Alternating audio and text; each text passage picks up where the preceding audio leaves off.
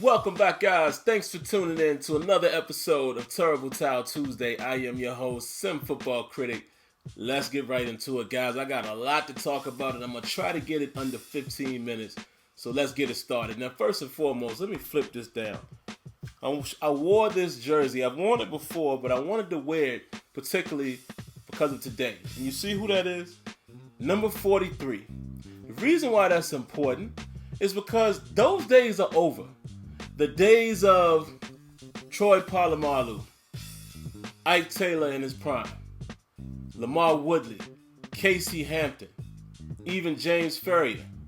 But I'll give Timmons as well, because you know Timmons in his prime was phenomenal. Still plays good ball.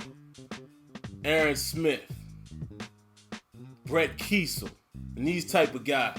Even when Larry Foote was there. Those Steelers are not there anymore. A younger James Harrison, even though James Harrison is balling still. Those Steelers are not there no more. It is what it is. The defense is simply not good. I have said this from the beginning of the season. Did I not? I was saying it in preseason. I was concerned about the defense primarily because coming into the season, we're looking at 3 rookies who possibly have to start. Or we were even thinking ourselves. Think about it. As fans, we were even thinking, man, Artie Burns might have a chance to start. Sean Davis probably definitely going to start. Javon Hargraves has a chance to start. That came into fruition. What else happened? Robert Golden, a first-time starter, starting at strong safety. Mike Mitchell, which, let's be honest, in terms of coverage and things like that, he's been He's been iffy since he's been there. Had a good season, solid season last year, but a bit iffy. By far a worse season so far than he had last year. And Mike Mitchell might not be the answer, and I'm going to get to that in a moment. But look at it. Ross Cockrell, a second-year starter, still coming off of a season where this was his first actual training camp. And Ross Cockrell is actually playing pretty well, if you ask me. Made a great play in the game and knocked the ball away. Loving what I'm seeing out of him. I love what I see out of all of the young guys, but they're young. A Ryan Shazier, who's been, hurt pretty much each year. He hasn't been able to stay on the field. When he's on the field, he shows up for the most part. You still got Stephon Tuitt, who's a stud, and who's going to be an even bigger stud going forward. He's still relatively young. And you got the veteran Cam Heyward. You got Lawrence Timmons. Those guys show up when they need to. But outside of that, William Gay, you know what he's going to give you. The guys are young. This is the rebuilding phase, and I knew it was going to happen. Now, here's the problem I have, and I got a lot to talk about, guys. I'm doing a time check here. Got about 13 minutes if I want to get under that 15-minute mark. Man, this is the problem with our Steelers. The defense and the offense can't play a game together. They just can't. It seems like we can't have a game where the defense is clicking and the offense is clicking. We've had a couple of those games. The Washington game, you could kind of say that. Even though Washington made it a little bit interesting, later on in the game, but we continued to score, right? Look at the game at Kansas City. We beat Kansas City. What was it? It was 40-something. I think it was 45-13, something crazy like that. That was a game where the offense and defense were clicking. We go into Philly, offense can't do nothing, defense can't do nothing. You see what I'm saying? Miami, the offense is jive slow. They kind of tried to get it going a little later. Defense is having a bad day, giving up 200-plus rush yards. We go into the New England game, and obviously Big Ben is not there, so the offense is not going to be extremely powerful. Didn't play a half-bad game. But once again, run defense was a problem in that game. We actually held Tom Brady to, if I remember correctly, 222 yards. Then you have this game like we had here in Dallas. Now, to me, the offense was clicking. Ben got a very quiet 400 yards passing. I didn't even realize that. I think he was like 408. Very quietly. We had a very efficient offense going against the Cowboys. We put up the 30 points, which is what we try to shoot for. But what was the reason why we lost? Mainly the defense. We did not stop the big plays, and we didn't maintain the run the way we needed to. We actually didn't do a extremely bad job against the run early, but then we let those big plays happen. You see what I'm saying? And, a lot of those intermediate plays, there were a lot of times when the Cowboys were 2nd and 4, 2nd and 3, 2nd and 2. Because Ezekiel, Elliott is picking up 8 yards, 7 yards, 6 yards. We can't do that.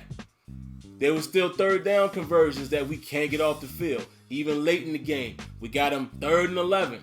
Make a stop. You make it tough for the Cowboys. What do? Jason Witten is able to come up with a couple clutch plays late in the drive. And this is even more of a sign that the defense doesn't scare anybody. You listen to what Dak Prescott had to say after the game. Dak said he knew he had time. He had timeouts.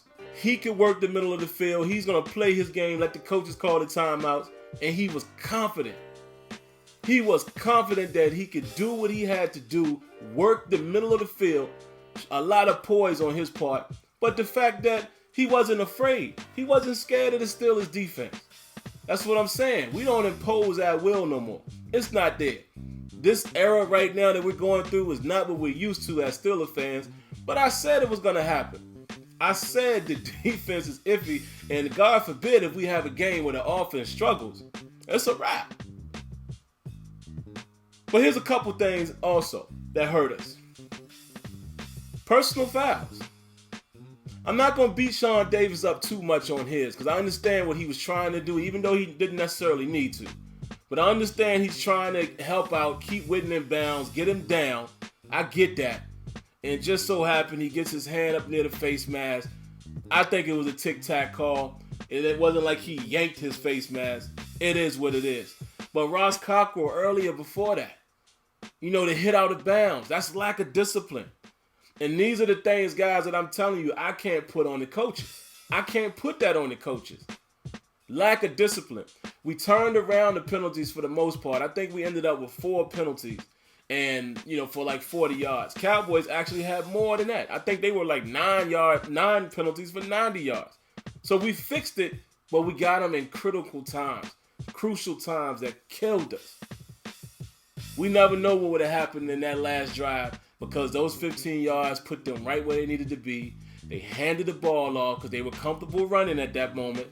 And Ezekiel Elliott, of course, again, exposes the lack of defense, the lack of just discipline. Because Coach Tomlin said today in his press conference, and I was actually happy to hear some of these things. He spoke very candidly, open and honest, and he basically said, listen, at the end of the day, we're just not playing good enough, period. We're not playing good enough. We're not having the best amount of effort, and we're not executing. He was like, a lot of those play calls that they called, they felt very comfortable with the calls, but the execution didn't happen. That's on the players. Now, let's talk about coaching real quick. I'm looking at my time, guys. I'm trying to run through this. Here's where I have a problem with coaching in that game. Yes, I'm saying it. There's a couple issues I had with coaching. Still think Mike Tomlin is a great coach. Still want Mike Tomlin leading my Steelers. But here's the one thing I didn't agree with. The second attempt on the 2-point conversion, The second attempt. Now, a lot of people point at those 2-point conversions. We went 0-4. 4 points off the board. But you have to consider a couple things, okay? 4 points didn't lose the game because they still scored 35. However, I will say this, side note.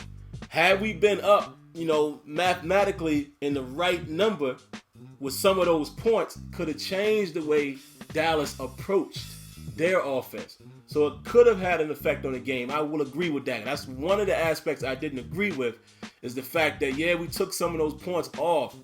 But this is how, I know why you're trying to get them back. You got into a position where you had to continue to attempt them. But you can look back, and if there was some of those instances where we could have been up maybe by 10, like an even number where it's obviously a field goal and a touchdown, it may have forced Dallas to approach things differently earlier. They may have resorted to the pass earlier. Things like that. I look at that. But I don't fault us going for that first attempt. The reason being, last year, the Pittsburgh Steelers was 8 out of 11. We were the best in the NFL doing it. This year, we were 2 for 2. Coming into that game, we were 10 for 13. The best in the league at doing it. We practice it more than anybody else. Just didn't work out. So I wasn't mad at the first attempt because I understand Tomlin's strategy. He's made it very clear. Because we're so good at it, you're putting a team at an advantage to where if you can get 8, they automatically still have to try to catch you on a touchdown. So in an opportunity where if you get a field goal, now you're up 11. Where at some point again, a team still has to be put in a position where they have to attempt to catch up that point to get 8. So just a single touchdown and a field goal can't beat you because you're up 11. 11 to 10 it could be. So I understand the strategy. But like I said, after the first attempt, here's where I disagree with the coaching call. When we were up 12-3, kick it. Get the extra point. Because again, I'm going back to math.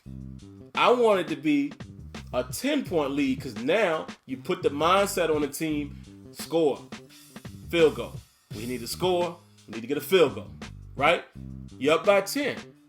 When you're only up by 9, you can almost play the field goal game and not even worry about kicking. I keep fumbling my words. I'm sorry, guys. Trying to rush through it and get through the time here. You almost don't even have to worry about the touchdown because then you just continue to run the ball. Worst case scenario, get in field goal range, kick a couple field goals, boom, you're right back in the game. And that's what I was saying, man. Those points sometimes can dictate the offense of the other team. That's one area of the coaching I didn't agree with. I still want Tomlin as my coach. I'm not on that get rid of Tomlin train. Here's the guy I have an issue with at times. Todd Haley.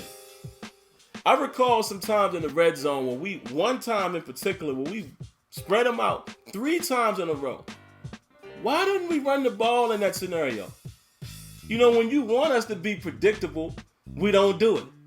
You're going to come out and you're going to spread it out with Le'Veon Bell. You're going to spread out and pass 3 consecutive times to come up with no touchdown.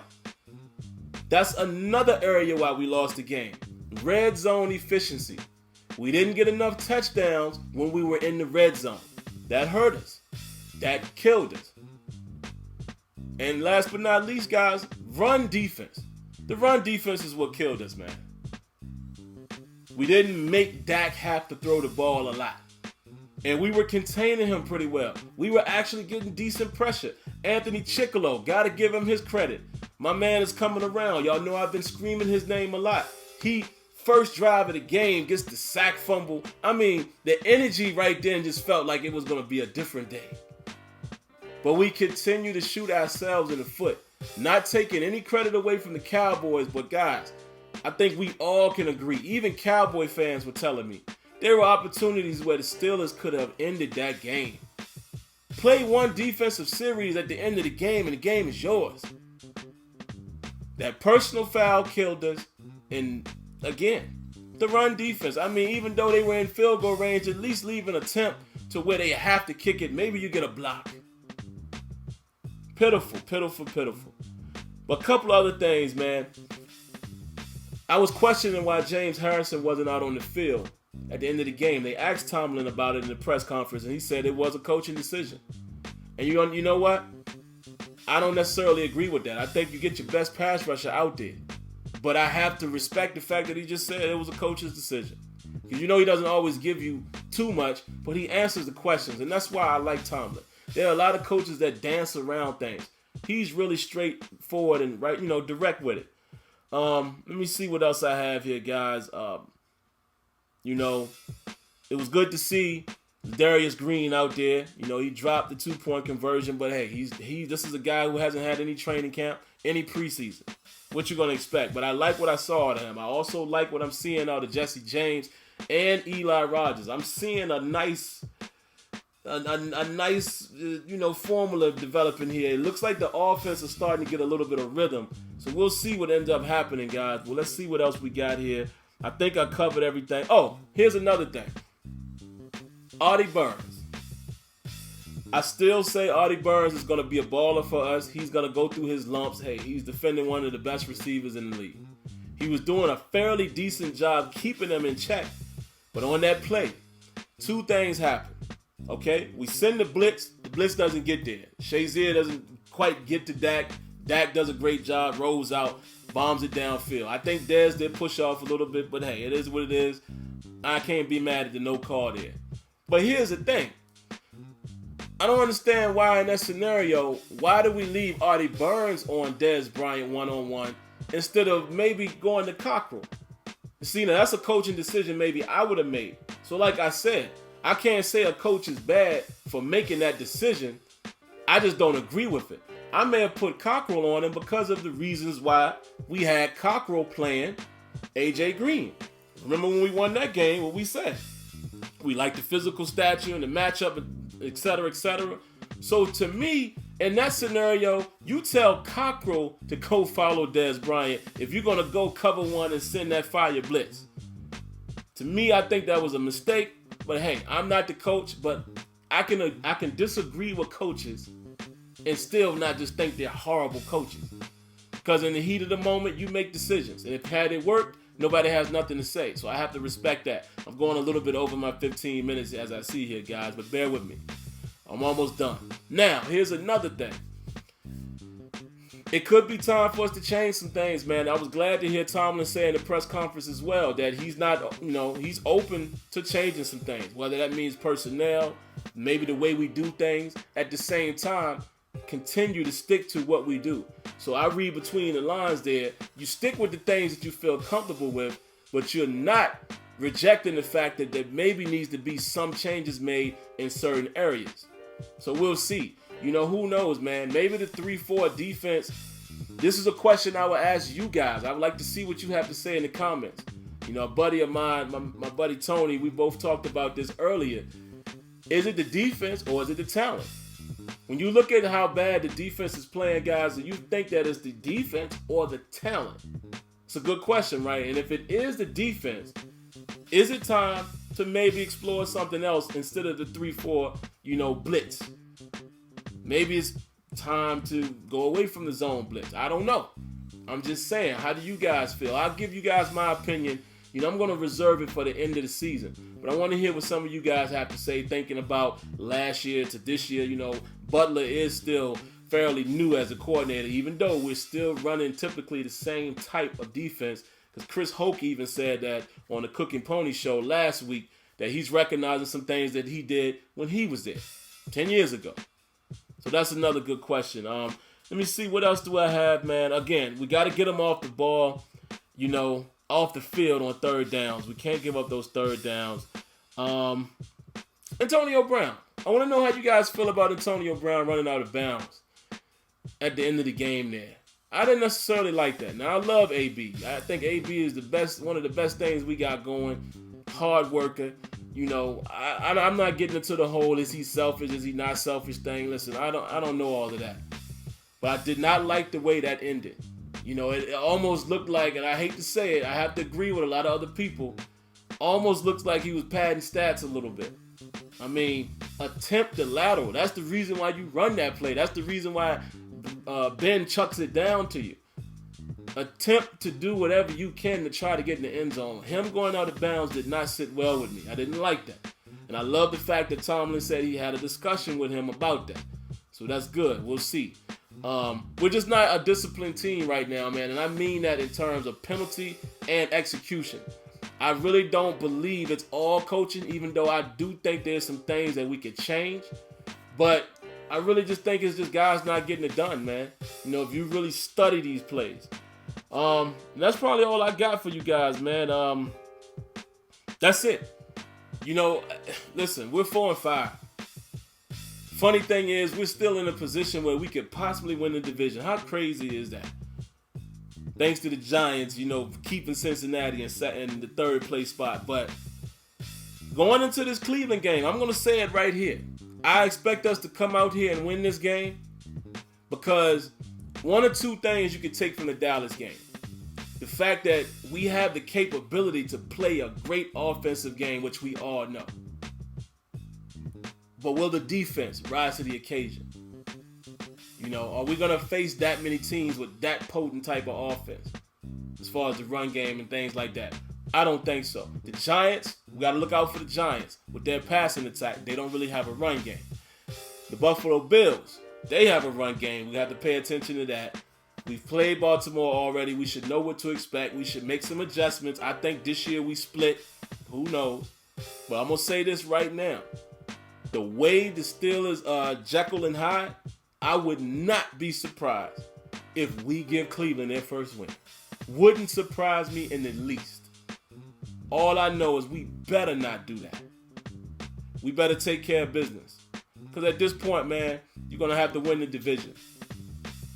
And then you continue to lose, hey, it is what it is. We might be calling this season pretty early, guys. 4-5, I'm a little concerned as far as the season.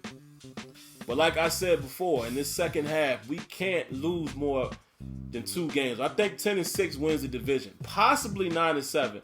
But I'm looking at maybe 10-6. But 9-7 is not out of the question because the Bengals and the Ravens got some tougher games coming up as well. I think they both still got to see New England. I know the Ravens do. So I don't know, guys. It's just this is not a good time for the Steelers right now, guys. We have to honestly embrace what's happening right now. It's a changing of the guard, so to speak. The team is rebuilding. The offense seems to be potent at times because they stall sometimes as well. It's that defense that we got to worry about, man. You know, the Band-Aids and things that we've been putting on it for the last several years they're starting to come off now, so to speak. So we'll see. That's all I got for you guys. I ran over time. I knew I would because I had so much to talk about in this week's episode. I'll be back at you guys next week, hopefully with a 5-5 record. All right, guys, let me swing the towel to try to give them some motivation. Let's get it. Here we go, Steelers. And we'll see what happens next week. Thank you guys for watching. Don't forget to hit the screaming face over here to sub, or it might be over here. I can't never remember. But make sure you sub, leave your thoughts, leave your comments, and it never hurts you to hit that like button.